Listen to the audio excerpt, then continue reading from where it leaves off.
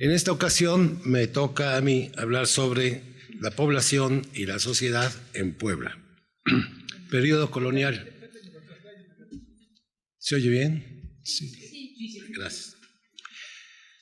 El estudio de la población mexicana tiene un desarrollo de más de 75 años.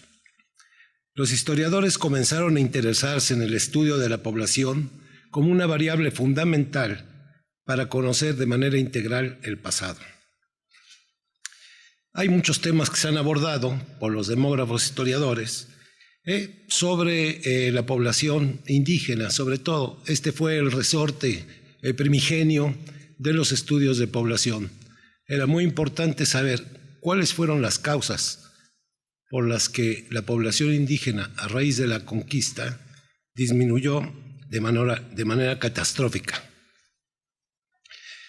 Hay diversos apuntes en relación con la estimación de la población antes de la llegada de los españoles y hay diversas estimaciones. Unos calculan de unos 25 millones de habitantes en la región central de México, en lo que sería después la Nueva España, y hay otros que minimizan esos tamaños de población tan grandes y las ubican como por 2,5 millones por ahí.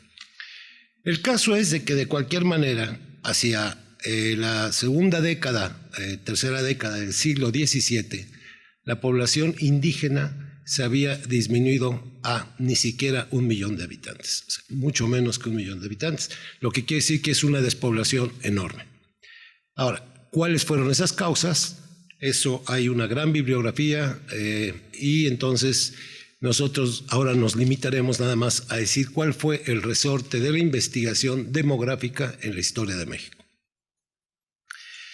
Hay muchos temas que se han estudiado, no solamente esto, sino también ya estudios sobre la mortalidad, sobre las migraciones, sobre la fecundidad, sobre la natalidad, en fin, esos son los temas que interesan a la demografía, que tienen que ver con la dinámica y la estructura de la población. Ahora bien, ¿cuáles son las fuentes para emprender este tipo de estudios? Quisiera compartirles algunas de estas fuentes que son las que usamos para estimar población y las diversas variables demográficas. Aquí tienen ustedes esta es la portada de un padrón de población, ¿sí? Que esta se refiere al señor San José. No sé si lo logren ver ustedes. Si no, no tendría caso. Nos pueden mandar, ¿verdad? Sí. Es el padrón de feligreses del patriarca señor San José de aquí de la ciudad de Puebla.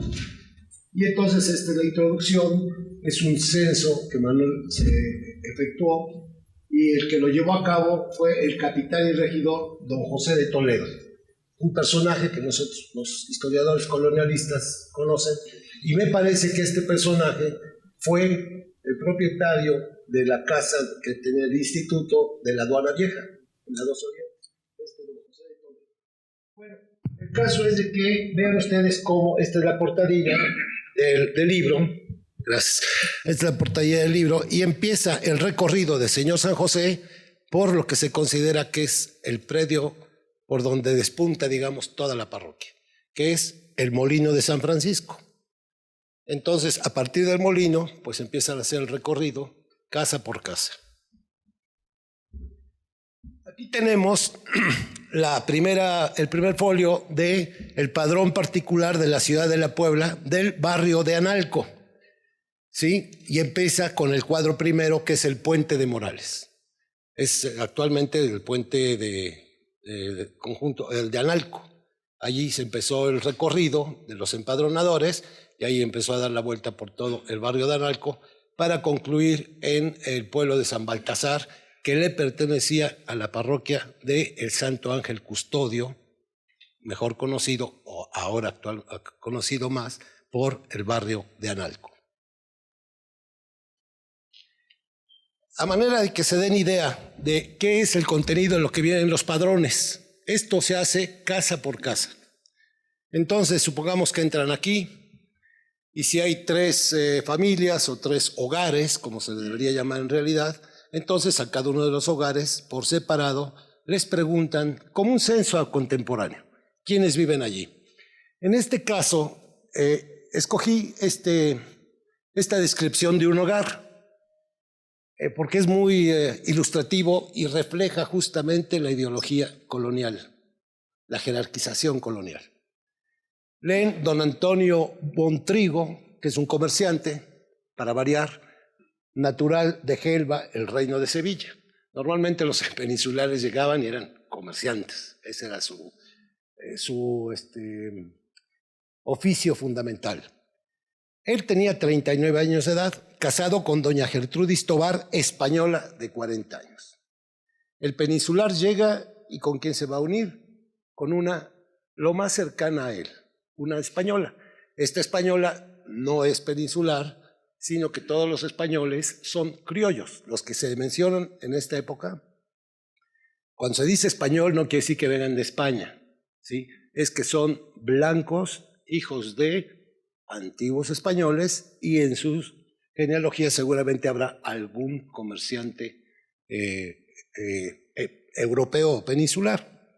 Bueno, casado con ella, española de 40 años.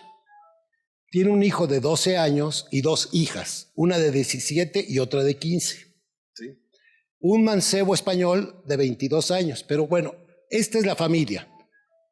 Bontrigo, Gertrudis Tobar, el hijo de 12 años y dos hijas, una de 17 y otra de 15 años. Aquí también se refleja la preferencia de género y la importancia que tiene el varón sobre la mujer. Primero mencionan al escuincle de 12 años y luego vienen las jovencitas de 17 y de 15. Es una prelación ya desde el principio, desde el hogar. ¿Sí? Ahí quien manda. El hombre, obviamente la madre, a la familia, y luego el niño, el chiquillo, que va a ser el heredero, seguramente. Si hay mayorazgo, pues el que va a instituir su mayorazgo le va a recibir el mayorazgo. Luego tienen un mancebo español de 22 años, un criado de casta lobo de 28. El mancebo, que es un ayudante, seguramente del comerciante, pues es un joven, ¿sí? Español, pero luego viene el criado de 28, que es un lobo, o sea, es un mestizo, pardo, amulatado, ¿no? Luego, una criada de 21 y una vieja de 62, buena para la cocina, ¿no? Bueno, es muy importante aquí, porque señalar, hijo, los que ya pasamos de los 60 años, se siente feo que ese viejo, ¿no? Pues sí, así la señala a esta pobre señora. Pero además de eso, de la edad, es la forma despectiva. Una mujer vieja no sirve para nada, más que para la cocina, ¿sí? No se le toma en cuenta. Las viudas mayores de 60 o de 50 años ya, en los censos siquiera se nota como ya ni las toman en cuenta. Pero sí existen, pero no las anotan. Y luego, el criado es tributario. ¿Qué significa? Este es un padrón donde se señala quién de todos estos paga un tributo. ¿Quién es el vasallo del rey? Los vasallos son no los súbditos son todos los españoles, son todos los mestizos, algunos mulatos. Pero, ¿quiénes son los vasallos? Los que pagan un tributo. Y en este caso, los censos tenían múltiples funciones. Una de ellas era tener la población, el tamaño de la población, los oficios, las relaciones de parentesco, la situación geográfica, o sea, cuántos eran en un momento dado. Porque había que contar, porque la figura del rey se enaltecía y era más poderosa cuando mayor número de súbditos y de tributarios había. Esa era la fortaleza de un rey, esa era la grandeza de un monarca. Por lo tanto, había que contar, ¿no? Había que contar. Pero además, las relaciones y las edades. Las edades eran muy importantes, ¿para qué? Pues había modelos de edad. Todos aquellos menores de 7 años, pues eran los niños estos, los que no tenían razón. Es pobrecitos, eran angelitos todavía, ¿no? Esos no, de menos, de menos de 7 años. Luego pasaban de 7 a los 12 o 13 años de edad. Esos ya estaban acercándose, ya prometían. Los niños, los jovencitos ya prometían para entrar en las milicias, ¿sí? Y luego la edad de ya se les empezaba, bueno, ya empezaban a trabajar, se les enseñaba en los mejores casos a leer y a escribir, pero sobre todo, a partir de los 13 años, era un conteo de quienes tenían entre 13 y 18 años. Era muy importante. ¿Por qué? Porque de los muchachos eran los que empezaban, los que podían empezar a tributar, entrar en milicias, pero en el caso de las mujeres ya llegaban a edad de merecer y eran casaderas, ¿sí? Todas estas estadísticas son muy importantes. Luego, ¿por qué en la es muy importante, iremos más adelante a ver las pirámides de población, como la edad de 40 años es muy importante. Es un hito en la vida de los seres humanos. Bueno, continuamos. Aquí vean ustedes esto es un padrón de comulgantes. Esos también nos sirven para la demografía histórica. Y si no específicamente para lo que es el análisis demográfico, también nos sirve para medir la religiosidad. ¿De qué manera? Bueno, eso me imagino yo, nunca lo he hecho, pero lo voy a hacer. Pero bueno, aquel que quiera entrar en esta dinámica de investigación, sería importante. Estos padrones se levantaban cuando era la Cuaresma. Uno de los mandamientos de la Santa Madre Iglesia es confesar y comulgar, por lo menos una vez al año, durante la Cuaresma. O bien si hay peligro de muerte. Yo sí fui al catecismo, compañero. No se sorprendan, vivimos en una sociedad católica y aunque no creamos, de todos modos oímos. Bueno, y contamos muchas veces, pero bueno. Y aquí vean ustedes cómo anotan, como en los otros padrones, el nombre de las personas que conforman las familias. Por ejemplo, aquí, a la vuelta, frente de las 3 cuadras. Algo así, bueno, es la guía del empadronador, ¿no? Que va de casa en casa y siguiendo determinadas calles. Entonces aquí, por ejemplo, Agustina María mestiza, viuda. Luego viene esta Polonia mestiza, soltera. Y María Josefa mestiza, soltera, ¿no? Ellas 3 forman una sola familia. No dan edades, pero si es de confesión y comunión, aquí, la población que está inscrita aquí, por lo menos tiene más de 8 años de edad, que son los que ya pueden empezar a confesar o a comulgar. Aunque bueno, la comunión no era como ahora, ¿no? Ya, luego ya les van a dar la comunión a los 5 años. No, era un poco más retrasada lo que sería la comunión, porque necesitaban llegar a la edad de la razón los niños y entender bien la doctrina cristiana. Por lo tanto, estos padrones son de gente más o menos adulta, de 18 en adelante, hasta los viejos. Pero aquí dice CO, ¿no? ¿Y esto qué quiere decir? Confesó y comulgó. En muchos casos van a ver los apóstatas que no comulgan. Este no tiene nada, este tampoco. Pues no hay mucha religiosidad que digamos, pero este así. Confesó y comulgó. Bueno, es muy interesante hacer un recuento de quiénes o cuántos o qué características tenía la población que confesaba y comulgaba. Hay muchos que confiesan pero no comulgan. ¿Y entonces qué podemos concluir? Pues ya que está confesado, pues ¿por qué no comulga? Pues qué desperdicio, ¿no? Es que andan malos de la panza. Entonces no pueden ingerir o tener la hostia porque la pueden vomitar. Entonces no es posible darles la comunión. Entonces, bueno, haciendo un recuento estadístico de esto, pues va a ser muy interesante ver las dolencias de la población en algún momento, ¿sí? Y la religiosidad, quienes realmente cumplían con los preceptos religiosos. Bueno, se refiere al padrón de Analco en 1792. Estos cuadros estadísticos son producto de un recuento de persona por persona, casa por casa que hicieron a lo largo del recorrido.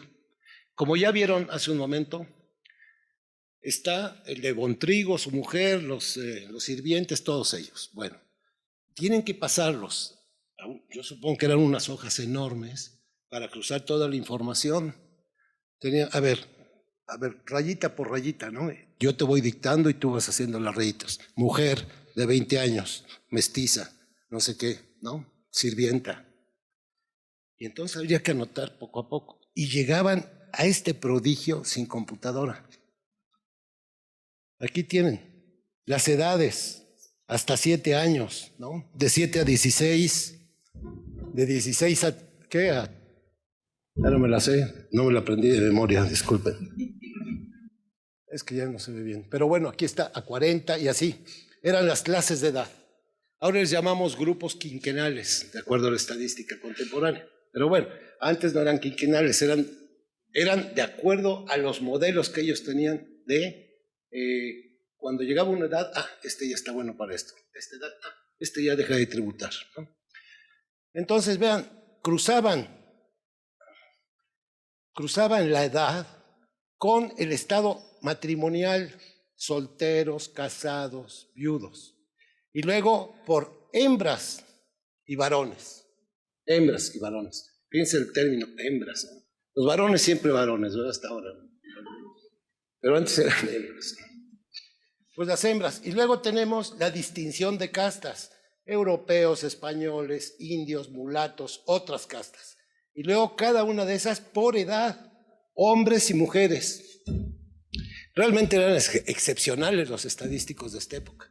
¿Y esto quién lo hacía? Pues algunos contadores, pero que ayudaban a los regidores.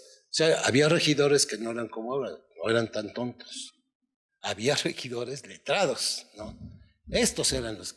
A cada regidor le daban una parroquia. Bueno, no cada, porque eran, no sé si 14 regidores en esta época, 1790 y tantos.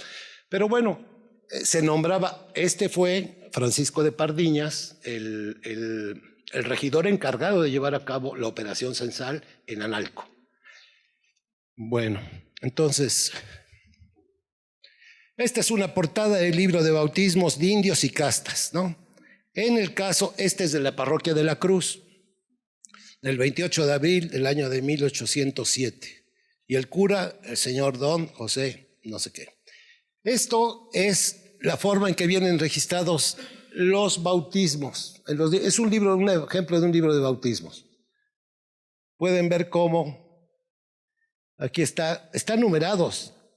Me equivoco, en lugar de prender ya. Están numerados, imagínense, ya vamos en el 3000 y tantos, en la foja no sé cuál, empieza en el 1, ¿no? Y entonces siguen, se acaba el libro y empieza el otro libro.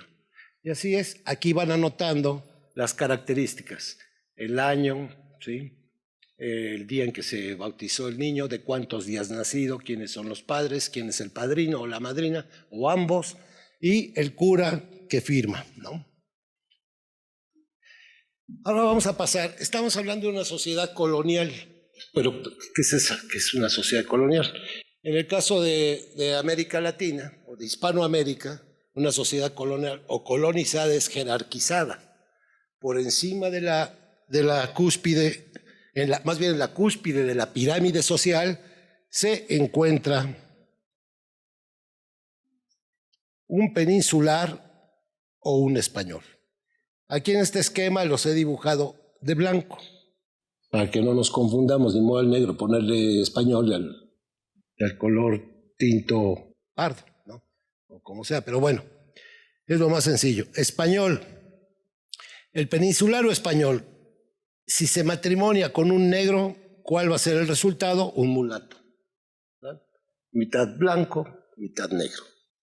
Luego, aquí el peninsular o español son blancos, con los mestizos, ¿sí? ¿Qué es lo que va a producir? En el caso de un castizo. O sea, 3/4 partes de blanco y 1/4 parte de indio. Porque el peninsular con el indio forman un mestizo, un español, con el indio forman un mestizo, ¿sí? Y así están algunas de las múltiples mezclas que existieron en la época colonial. Es decir, esto es un esquema, pero no obedece realmente desde el punto de vista genético. O sea, este no es un mapa genético, ni mucho menos ¿cómo era? El cromosomático. O sea, esto es simplemente el fenotípico, es cómo se veía la gente, más o menos. Como decía ahora el doctor Rubial, ¿no? Que lo estaban viendo moreno, mulato a un individuo, y como era sacerdote, decía, no, el señor es español. No, pues ¿cómo? Si está cambujo. No, señor, es español. Bueno, entonces se podría ascender en la escala. Muchas de las declaraciones que hay en los padrones no es que realmente hubieran sido o mestizos o españoles.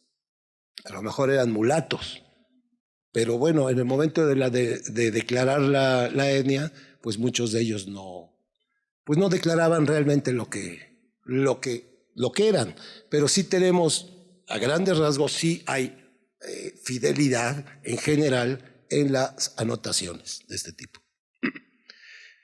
Bueno, los famosos cuadros estos de los mestizajes, que ya seguramente los conocen, han visto mucho, y como decía hoy Rubial, que son como las tarjetas postales que se llevaban en los biombos a Europa, y ahí veían cómo era la onda que pasa en México, ¿no? Es esto.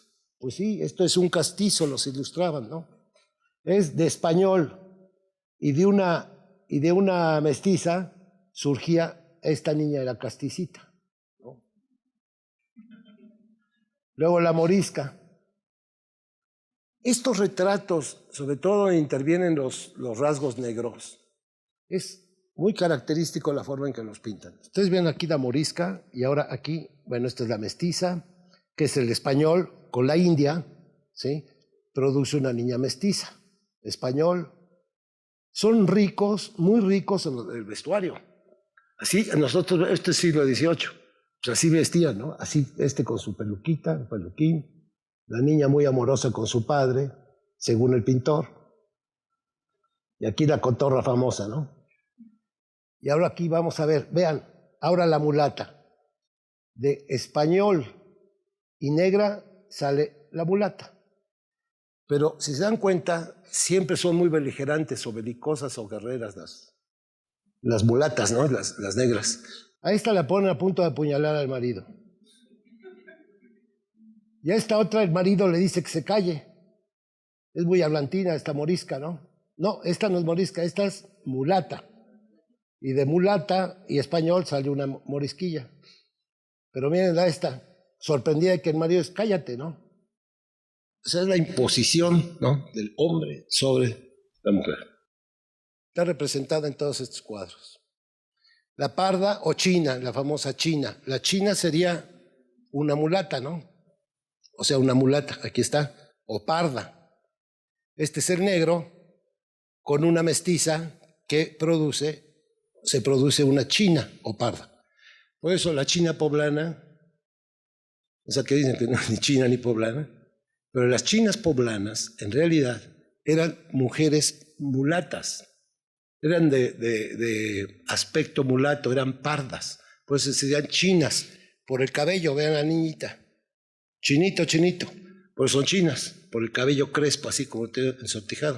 Entonces las chinas poblanas, imagínense que dicen que la china poblana, esta de San Juan, Catalina de San Juan, que andaba con el vestido enseñando la pierna y los collares, eso no es cierto. Esa mujer era una beata, ¿no? Y se hicieron un escrito, el tomo más grande que ha existido, sobre el tratado de Catalina de San Juan o la china poblana, hablando de sus virtudes, del padre Alonso Ramos, era el rector del Colegio del Espíritu Santo. Escribió 3 tomos, que es la obra más grande que existe que se haya impreso en América. Esos tomos de la china poblana o Catarina de San Juan, venerable en Cristo. Entonces, ¿cómo creen que la famosa china poblana, la china que vino de China, se supone, de la India, esa china era como una venerable, una beata? En cambio, estas chinas, las que conocemos del siglo XIX, que retrata Arrieta, pues eran mulatas que trabajaban en la fábrica de cigarros, que se escondían los puros, luego estaban en la calle fumando el puro. Pues, ¿cómo hacer eso la beata, no? Pero bueno, ese es un problema de la historiografía acerca de la China. Pero para mí eran chinas en el sentido fenotípico. Bueno, ahí vemos la situación de Puebla, la Puebla de Los Ángeles, aquí enmarcada. Bueno, esta es la Nueva España. Esta ya es en la época de las intendencias, de 1786 a 1821, y aquí está el obispado. Ahora bien, aquí está la ciudad de Puebla. Es un plano realizado en 1754 por un bachiller. Esta es la ciudad de Puebla. El bachiller se debió, miren, aquí va José Luis Aranda, es cuando hicimos un estudio sobre la parroquia, justamente esta parroquia, el doctor Aranda y yo, sobre esta parroquia que es la parroquia de la Cruz. Usamos este mismo mapa, pero lo enmarcamos aquí, y estos señores que vienen bajando del cerro, así como se oye, venías bajando del cerro, aquí le puso José Luis y aquí Agustín Grajales. Entonces ahí vamos descendiendo. Pero ¿desde dónde se puso el bachiller Baltasar de Medina para contemplar la ciudad? Pues esto es Loreto. No, esto es Loreto y Guadalupe. O sea que más atrás, yo creo que andaba levitando. Estaba desde el cielo un poco, porque aquí vienen, este es Loreto y este es, la ermita de San Cristóbal, ¿no? Aquí es del Cristobalito, ¿no? Del famoso niño tlaxcalteca. Y entonces aquí, después de Guadalupe se llama. Pero bueno, y aquí está el río de San Francisco, cómo va a dar bueno, se va para el sur. Aquí por acá está el pueblo de San Baltasar, ahí está, miren, San Baltasar. Todo esto es el Boulevard 5 de Mayo, ¿sí? Por aquí está el Molino de la Teja, que es Plaza Cristal. Así está todo esto. Bueno, el barrio de Analco es delimitado por el río San Francisco, y luego aquí está el famoso afluente de Xonaca, que ahora es el Boulevard Xonaca, ¿sí? Aquí está San Francisco, aquí está el famoso puente antiguo de San Francisco y aquí la Capilla de Dolores. Ahora todo esto aquí es un algayate de tránsito y el teatro principal ahí está. Bueno, y ahí va el río hacia el norte. Pero entonces, del río para el oriente y para el sur, el sureste, y aquí al noreste, estas son las dos parroquias de la Cruz y de Analco. Luego se puede decir que aquí hagamos un rompimiento aquí de la ciudad, por ahí por la 5 sur, 5 norte, hacia la derecha es San Marcos, hasta lo que sería ahora la 11 sur, ¿sí? 11 sur norte. Y después de la 11 sur norte ya es el barrio de San Sebastián, ¿sí? Y luego el Sagrario, pues está dividido, el centro, esta faja central, entre el Sagrario y San José. San José, como les digo, empezaba acá, con el molino de San Francisco. Este era el molino de San Francisco. Entonces San José viene a dar este recuadro, más o menos, ¿sí? Ya el doctor Cuenya ya hizo una división ya con calles y todo, ¿no? En un trabajo lo tienes, ¿sí? Bueno. Y ahora ya lo apagué. Bueno, la evolución de la población de la ciudad de Puebla.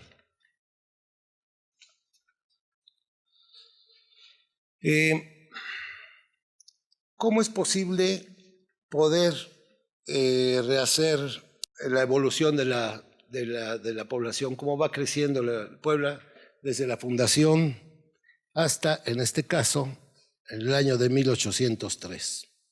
1531 a 1803. Hay múltiples fuentes, pero muchas son inciertas, hay descripciones vagas, se habla había tantas familias de indios, tantas familias de españoles, de mestizos en el siglo XVI y principios del XVII casi no se habla de la población mestiza.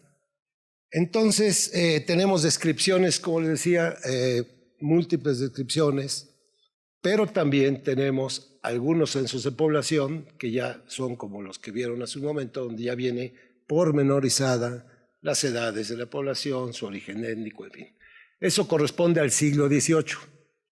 Pero antes, el único censo que tenemos noticia es de 1681, que mandó a erigir el obispo Manuel Fernández Santa Cruz.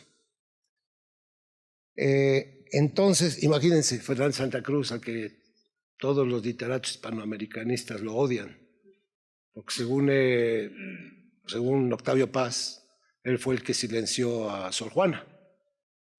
Pero está por verse, si realmente, o la salvó de la Inquisición, a lo mejor. Este era un hombre notable, Fernández Santa Cruz, ¿sí? Entonces tenía escritos también filosóficos, teológicos, era un hombre, si Sor Juana se carteaba con él, y si le hizo caso, quiere decir que le tenía muchísimo respeto, ¿no? Entonces yo creo que la figura de Fernández Santa Cruz ha sido un poco despreciada y vilipendiada, porque se le atribuye el haber silenciado a Sor Juana, ¿no? Pero bueno, habría que ver por qué, tendrían que hacerse mayores estudios. En fin, bueno, Fernández Santa Cruz, ahí tenemos el censo de 1681, ¿no? Entonces, Puebla en 1531 se funda, se hablan de 33 pobladores, ¿no? Bueno, 32 más una mujer, una viuda. Pero el mismo año se agregaron otras personas que llegaron para la segunda fundación de Puebla. El 16 de abril se fundó, sí, con estos primeros, que no se sabe, como dice Echeverría y Beitia, si efectivamente habían llegado todos o no, pero están inscritos en un padrón, entonces son fundadores. Pero junto con ellos llegaron para el 29 de septiembre del mismo año, de 1531, otros pobladores. Por eso fijé en 42 el número de vecinos. Pero de inmediato, al año siguiente, ya había 68. Luego 205, o sea, se cuadruplicó la población de Puebla en solo 3 años. Eso quiere decir que la corona sí empezó a funcionar sus decretos en relación de que si llegaban a poblar a la ciudad jóvenes o gente, guerreros, militares que andaban por ahí sueltos y venían a residir a la población, pues entonces les iban a dar solares, exención de pechos, lo que se llamaban, que son impuestos, y por 30 años. Eso lo mandó el edicto la cédula real, la reina Juana. Juana, que no estaba tan loca, la hicieron loca, ¿no? Tanto su hijito Carlos como su marido, como su padre. Juana era loca. Bueno, otro de las injusticias en la historia. Bueno, pues la reina Juana fue la fundadora de Puebla, ¿no? No la Isabel de Portugal. Ella fue la que realmente mandó ese edicto, ese merced para a todos aquellos que vinieran a Puebla, se les diera, ¿sí? Exención de impuestos y aparte solar. Y que tenían que traer su mujer de España. Y si no la traían, se tenían que buscar a mujer de la tierra. Y ahí empieza el mestizaje. Bueno, pues muchos años después tenemos en 1570 una estimación donde hay 800 vecinos, ¿no? Ya en menos de 20 años aumentó la población de 205 personas a una estimación de casi 5,000 en tan pocos años. Quiere decir que la migración y se corrió por toda la Nueva España y en España el hecho de que en Puebla, esta nueva ciudad, que no pensemos, bueno, a mí me pasó pensar en la fundación de Puebla, pues ya veía yo Puebla hecha, ¿no? No, pues eran unos caseruchos y se inundaron y por eso cambiaron de sitio, lo que era en el Alto, después lo pasaron el 29 de septiembre a fundar la Puebla donde está el centro hoy, donde está la plaza, el Zócalo, ¿sí? Entonces, ¿cuántos años tardaron en poder hacer la Puebla que ahora conocemos, el centro histórico que conocemos? Pero bueno, pero ¿cómo llegaban? Pues llegaban a pie, a caballo, y llegaban y plantaban y buscaban su merced, su solar, y el ayuntamiento les iba proporcionando sus solares. Pero eso sí, desde el principio se tiraron cordeles. La ciudad tenía que estar recta, ¿sí? Ortogonal, y de ahí no se salían. No hay de que aquí, no, pues yo me paso un poquito para adelante en la calle para vender mis productos. No, señor, te quedas donde está la línea, ¿no?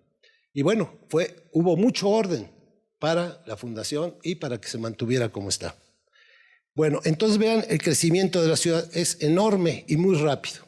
Si calculamos las tasas de crecimiento medio anual, encontramos tasas realmente sorprendentes.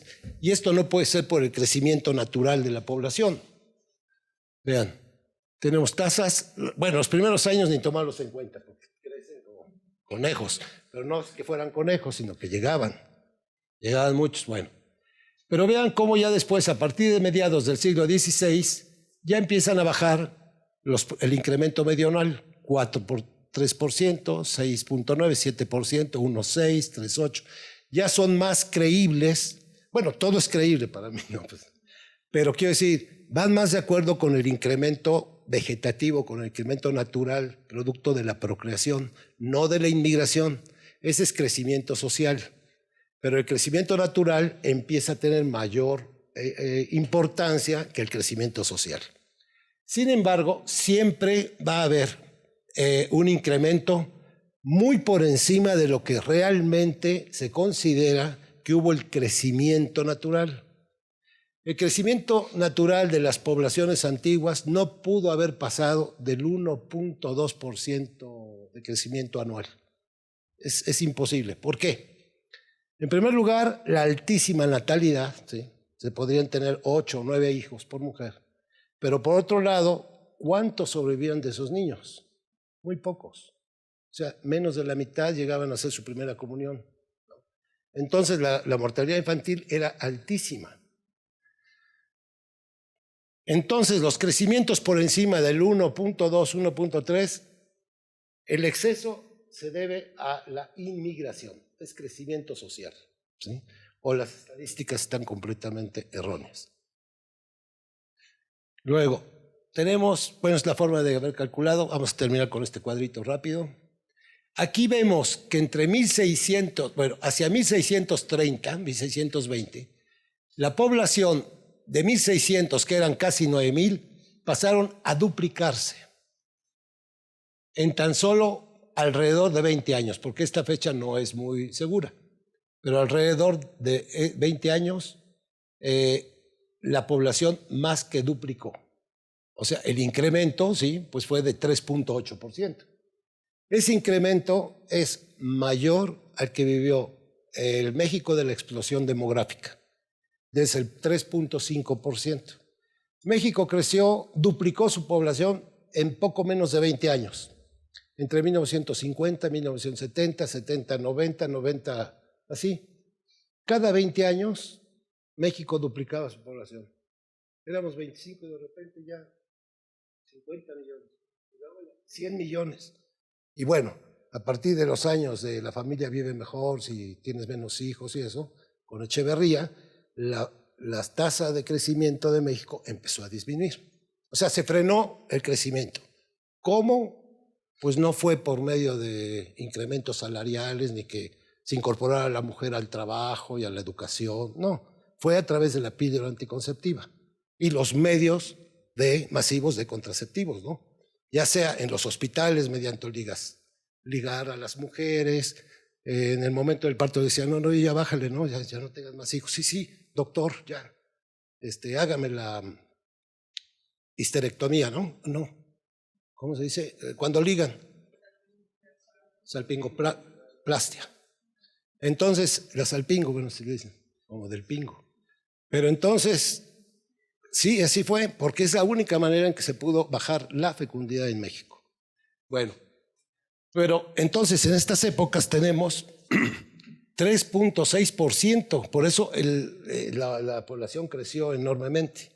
Pero después ya vienen los momentos en que ya el crecimiento de la población, pasando el siglo XVII, ya disminuye absolutamente.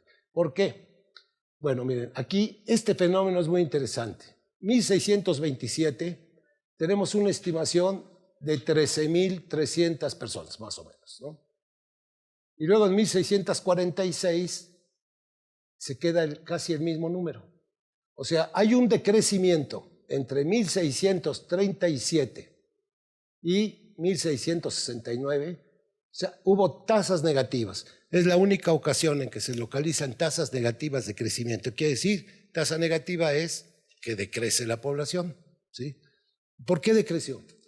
Pues aquí el fenómeno es el siguiente. En el año de 1629, por la famosa inundación de la Ciudad de México, hubo una emigración masiva de México a Puebla. Entonces, Puebla se llenó. Pero al mismo tiempo que Puebla estaba recibiendo población que escapó de la inundación de México, entonces al mismo tiempo existieron problemas porque el virrey hizo un mayor impuesto al vino, que por cierto los poblanos, los comerciantes se la resurtían en la venta de vino y cacao. Aquí todo el mundo tomaba chocolatito o vino. Era azuquitar, chocolate y vino. Y era un auge del comercio aquí en esos años. Pero ¿qué pasa? Aumentan los impuestos al vino. Todos los comerciantes, pero con esto prefirieron a los de la Ciudad de México, a los comerciantes, y allá no. Entonces es lo mismo que pasa. Ya gente que les dan exención del pago de las casetas para ir a Acapulco, y a Puebla no vienen, se van a Acapulco. Lo mismo hicieron los de acá. Les ponen impuestos, pues claro, entonces se van. Entonces hay una emigración. Después de que hubo un aumento fuerte de la población, viene una disminución de población porque los propios comerciantes se quejan ante el rey, ni siquiera ante el virrey, mandan a su promotor para decirle, Puebla está en desgracia, se está despoblando, hay muchas casas vacías, ya no hay gente, ¿qué va a pasar? Los impuestos. Pero el rey ni los casos les hace y las cosas siguen igual. Pero bueno, eso sucedió. Pero después, a partir del año, con la famosa época palafoxiana, ¿qué es lo que sucede? Es un decrecimiento de la población de la ciudad. Recuerden, estamos hablando de la ciudad, no de todo el obispado, ¿no? Entonces, en la ciudad de Puebla hay un decrecimiento, con Palafox. Cuando se supone que cuando hay bonanza, cuando hay un buen gobernante y eso, pues la población aumenta. Pero en este caso no. Pues es un tache para Palafox. O andaba buscando alarifes para construir la catedral, o mano de obra indígena, en fin. No sé, el caso es de que es un fenómeno que no sé, habría que estudiar. Habría que estudiar qué pasó en la década palafoxiana en el caso de la población de Puebla. Y luego ya tenemos tasas de aumento de población. Después de Palafox, a partir de los años 1860, nuevamente Puebla vuelve a adquirir una dinámica muy alta de crecimiento, ¿sí? Y bueno, ya tenemos aquí entre 1710 y el año de 1748, es un gran periodo, pero no hay más fuentes. Pero bueno, hice aquí una estimación de alrededor de 100,000 habitantes. Antes de el famosísimo y mortífero estudio Miguel Ángel, que hiciste el libro del Matlazáhuatl. ¿Se acabó? Llega el Matlazáhuatl y arrasa con la tercera parte de la población, se puede decir por lo menos una cuarta parte de la población de la Nueva España. El Matlazáhuatl, ¿qué es exactamente, Miguel Ángel? Tifo exantemático. Bueno, y eso arrasó con la población, sobre todo población indígena, más que con otros sectores de población. Entonces, a partir de ahí empieza la hecatombe, la debacle de la población de la ciudad de Puebla. A partir de esa epidemia, yo aquí no la tengo bien ubicada, o sea, está en medio de dos momentos. Este momento, donde llega a 101,000, según mis cálculos, y luego hasta 1746, que ya es con el primer censo de población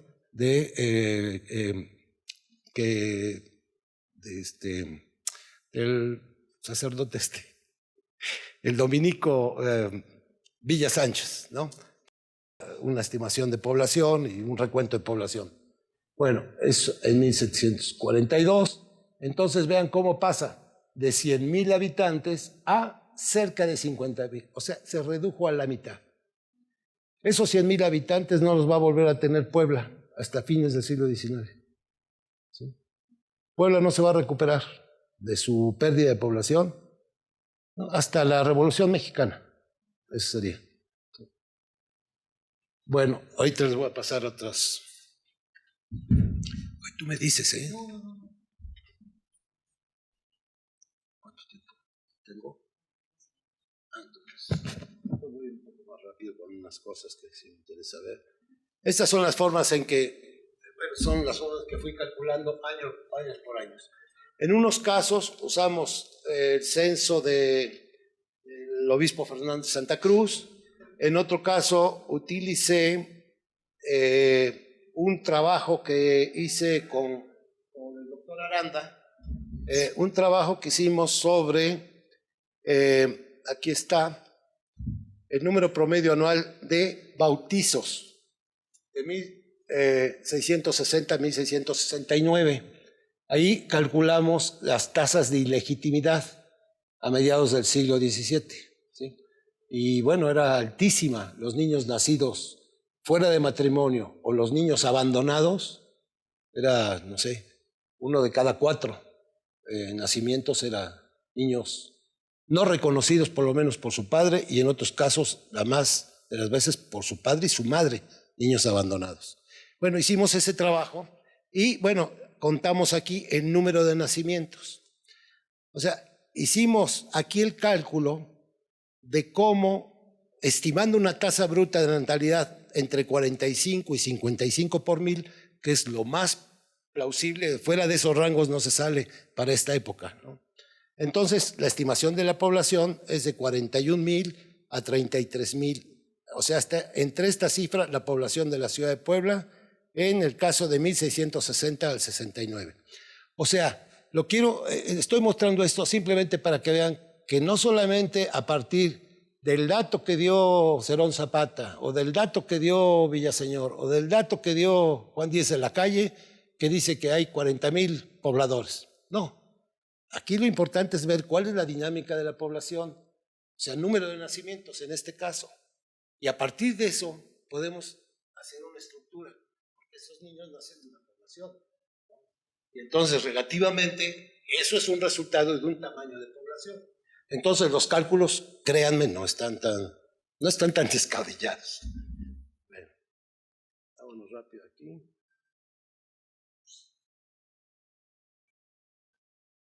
Bueno, aquí tenemos 2 censos de población, el de 1681, el del Fernández Santa Cruz, y este otro de 1777.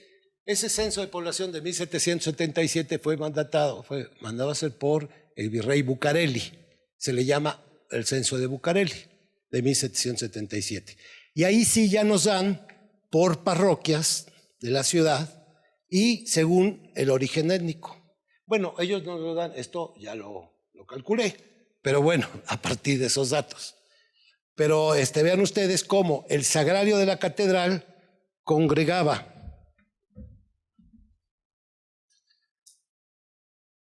aquí está, el sagrario. Era casi el 64% de la población en 1681, de acuerdo al censo del obispo Fernández Santa Cruz. Y luego, en 77, casi 100 años después, bueno, 90 o algo así, descendió la población de la catedral al 45%. ¿Sí? ¿Pero por qué? Porque apareció la parroquia de San Marcos, que se segregó de la catedral. No es que la población del centro de Puebla se haya disminuido, sino que como eran tantos, ya los curas rectores del sagrario estaban muy flojos, dicen, no, ya es demasiada gente. Partamos la catedral y hacemos la parroquia de San Marcos. Entonces, básicamente desde entonces, aquí miren, San Marcos está en 000 porque no existía. Lo mismo, no existía la parroquia de la Cruz.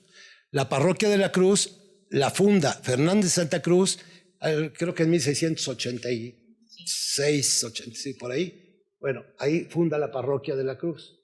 Y luego, en 1750 y tantos, Fabián y Fuero es el que inaugura la parroquia de San Marcos.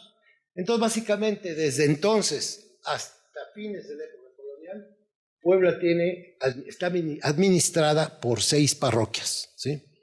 Después ya hasta fines del XIX es cuando otra vez puede haber 6, y luego ya en el siglo XX van aumentando. Y ahora ya no nos dejan. A ver. Bueno, este es el gráfico del cuadro que les mostré hace un momento. 1531, obviamente, pues está en ceros, ¿sí? Ahí se funda la ciudad y vean cómo va creciendo lentamente. Pero la dinámica de crecimiento de la población siempre va a ser en aumento, siempre va en aumento. Pero vean ustedes, como decía, entre 1630, 31, a la época palafoxiana, 1647, 48, hay un descenso de la población. La gente emigra. O sea, aquí no hubo ninguna epidemia, ninguna catástrofe. La catástrofe fue que se acabó el vino. Entonces, ahí por eso está aquí todo esto. Y luego empieza el despunte. ¿De qué manera? La inflexión aquí de la curva es enorme. Las tasas de que quiere decir una inmigración enorme a la ciudad, posiblemente de los pueblos circunvecinos, de las ciudades intermedias, ¿sí? O de lejos. Pero las migraciones no venían de tan lejos, o sea, no pensemos que antes venían de Monterrey a Puebla o de Guadalajara, no. Las migraciones eran cortas, los lugares más cercanos eran los de donde venía la gente. Entonces llega, según los cálculos efectuados, hasta la cúspide, que es alrededor de los 100,000 habitantes. Aquí, alrededor de 1737, aquí desgraciadamente, como les digo, no tengo ninguna posibilidad de calcular cómo fue disminuyendo, pero seguramente la curva vendría por acá y aquí viene el 37, donde hay un bajón. Y luego de ahí no se recupera la población hasta principios del siglo XIX, ¿sí? Pero esto también puede ser una chafeada, esto. ¿Por qué no crece tan rápido la población? Eso se lo debemos al ilustrísimo Alexander von Humboldt, que se equivocó en sus cálculos, pensando, al hacer una disminución, dice, tantos nacimientos y hay tantas defunciones, entonces la población crece mucho. ¿Por qué? No se dio cuenta que el subregistro de las sepulturas era altísimo. No se registraban a todos los que morían, se registraba alrededor de un 50%, 40%. A los niños ni los enterraban. Bueno, sí los enterraban, pero no se inscribían. Entonces Humboldt dijo, no, tantos nacimientos y tantos fallecimientos, escogió muchísimas parroquias del centro de México. No, pues aquí la población va a crecer al 3.5%, o sea, como decían antes, al 35 por 1000, lo que iba a ser la duplicación de la población desde 1792, él hizo los cálculos en 1804, y entonces, que en 1824, recién pasada la guerra de independencia, la población iba a ser el doble. Los 6 millones que él había calculado iban a ser 12 millones para México. Nunca llegaron a haber 12 millones en todo el siglo XIX, ¿no? O sea, Humboldt, en esta ocasión, en esto, ese gran promotor de México, en fin, de sus riquezas, ¿sí? Ahí en lo demográfico sí se equivocó, ¿no? Bueno, entonces, tú me dices, tocas la campana. Voy a ir rápido. Esto es una pirámide de población que resulta del censo de San Marcos de 1791. Rápidamente les quiero mostrar. Esta es la edad de 40 años. ¿Ustedes creen que haya habido tanta gente de 40 años? Pues no. Se supone que las pirámides de población van poquito a poquito disminuyendo, ¿no? Así. Pero estas cosas ahí de repente, estos churros que salen de repente, así como dientes de sierra que sobresalen, van y vienen, eso no es posible. ¿Qué pasa? Ni modo que un año las mujeres tengan 100 hijos y al otro año ninguno. Y luego al otro año sí tienen hijos, y luego ya ninguno. Es lo que se ve aquí, como si la fecundidad es muy alta aquí y luego se interrumpe. Alta y no, esto se debe a las edades que les decía que eran muy importantes en la vida. Esos son los 40 años. Como no sabía la gente la edad, es un adulto medio, tiene 40 años. Y la señora tiene 40. Esa señora vieja tiene 50. El otro, no, tiene 60. No, ya está re viejo. No, ese es el anciano, es el San José. Matusalén tiene 70 años, ¿no? O sea, redondean las edades de 10 en 10. Y luego las de 5 años también son muy atractivas. Nosotros les preguntamos, a ver, ¿qué horas son? 3:30. Cerca de las 4. Todos redondeamos. No, señor, son las 3:57. Ya sería un exceso de decir 37 minutos, ¿no? 37 segundos, no, ya es exceso. Pero digamos que estamos acostumbrados a redondear. ¿Para qué? Pues para entenderlos mejor, ¿no? Yo supongo. Pero en aquella época la gente no sabía su edad, tenían su acta de nacimiento detrás del colchón, no. Bueno, rápidamente, ahora, nada más les enseño esto, lo que son las tasas de fecundidad. O sea, ¿cómo se reproducían las mujeres?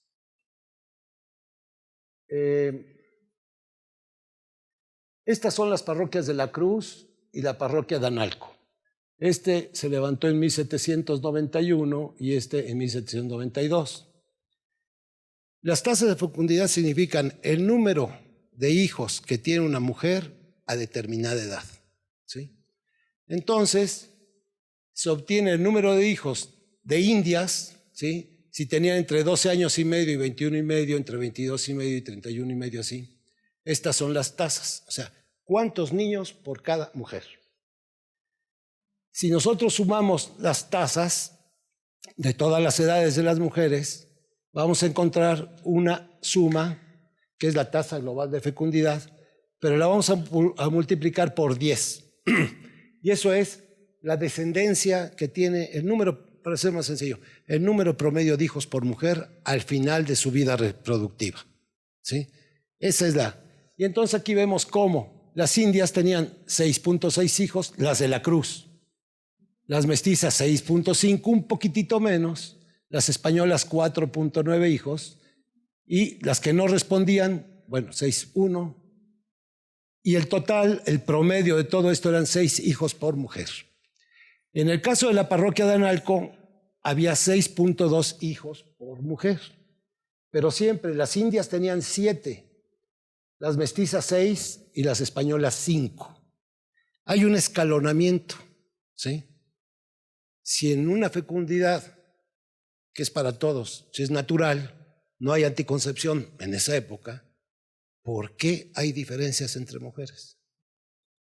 No son biológicas, todos son capaces de reproducir. Es más, las mejor alimentadas pueden reproducir más que las que están menos alimentadas. No vamos a pensar que las españolas están subalimentadas y que las mejor alimentadas eran las indias, ¿verdad? No. Hay un proceso cultural en este caso. Entonces, llevamos esto a un gráfico. Aquí tenemos la parroquia de La Cruz y el gráfico de las tasas de fecundidad de las mujeres. En el caso de Analco es muy claro cómo las indias están por encima, niveles más altos que las mestizas. Y luego las mestizas por encima de las españolas. En el caso de la parroquia de La Cruz, vean cómo las españolas son las que menos hijos tienen, y las mestizas y las indias ahí se van, ¿no? Pero existe ahí sí tajantemente una diferenciación con las españolas. ¿Qué pudo haber pasado?